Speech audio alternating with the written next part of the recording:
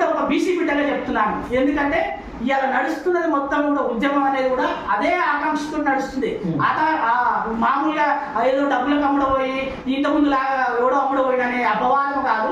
ఇలా అటువంటి వాదనే పెట్టుకోవద్దు. అది చిల్లర ఇలా గవర్నమెంట్ భయపడుతుంది. నిన్న మన మేము అటువంటిది మేము ఒక ప్రకటన చేసి మేము అటువంటి బీసీ రిజర్వేషన్ల పోరాట సమితి ద్వారా మేము కులాల మొత్తము కులాల సమన్వయ కమిటీలతోటి మేము ఒక మనం అలీబీ నగర్ గడ్డ మీద హస్తనాపురంలో మేము ఒక సత్యాగ్రహ దీక్ష చేసుకోవడానికి మేము పిలుపును ఓ వేలాది మంది వచ్చి పాల్గొనాలని పిలుపునిస్తే భయపడి ఇవాళ రాష్ట్రంలో ఇవాళ ముఖ్యమంత్రి గారు భయపడుతున్నారు.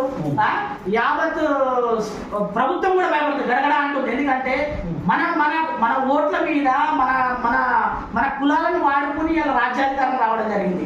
కాబట్టి భయపడి పోలీసు వాళ్ళని పెట్టి మమ్మల్ని అరెస్ట్ చేయడం జరిగింది. మమ్మల్ని అంటే శాంతియుతంగా మేము సత్యాగ్రహం మనం ప్రజాస్వామ్యం లేకపోతే రెడ్ల పాలన ఉన్నాం, ఇది అర్థం కాని పరిస్థితి ఏర్పడుతుంది. కాబట్టి